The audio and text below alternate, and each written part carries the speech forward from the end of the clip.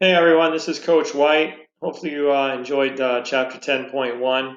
Kind of going to go over the review or what you really needed to get from the chapter. So obviously the first thing I'd like to talk about, why does it matter? The North had to decide on the best way to rebuild and bring the South back into the Union. Problems that were not resolved during Reconstruction troubled the United States into the 21st century. We've did a lot of this in Arkansas history, so it shouldn't be new to you. Um, but obviously, we knew that the South was devastated after the Civil War, and there were problems of Reconstruction.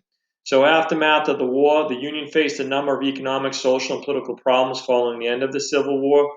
The South had lost most of its resources in the war. Its land had been looted and burned. The Southern economy was in collapse.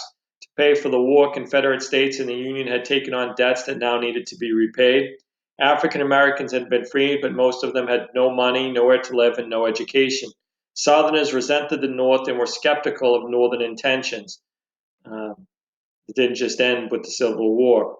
So, plans for Reconstruction, why does it matter? The partial solution adopted during Reconstruction have left a legacy of racial inequality and race-based violence. You can see a cartoon representing the collision of two different versions of Reconstruction. Notice how neither figure is willing to move.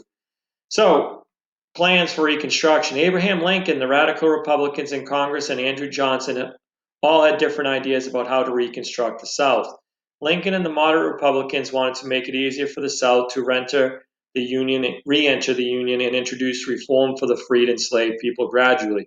Radical Republicans wanted to punish the South and use federal authority to grant rights to the freed and enslaved people quickly. Johnson's policies allowed the South to rebuild its society with the same social distinctions as before the war. Congress and Johnson disagreed on the best plan for Reconstruction. Eventually, Johnson was impeached for attempting to prevent Congress's laws from being enforced. So, Congress's action. Despite Congress's action, African Americans faced major problems due to white violence and discrimination. These would not last only through Reconstruction, but all through the middle of the next century. Congressional Reconstruction included military control of the South, establishment and continuation of the Freedmen's Bureau, and the passing of the 14th and 15th Amendments.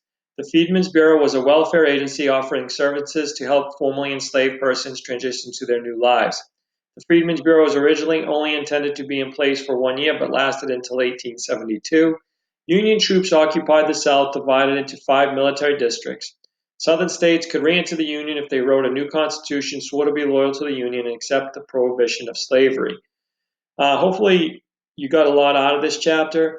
The activity where you were a journalist writing about Lincoln's assassination. Uh, if there's any questions or things that you have, remember each of your teachers will have a Google Meet from 1 to 2 on Tuesdays and Thursdays. And at any time you can email. All the work will be posted in Google Classrooms. For those of you that actually watched the video, hopefully it wasn't too boring, and we'll try to make it better for Thursday. Have a good one.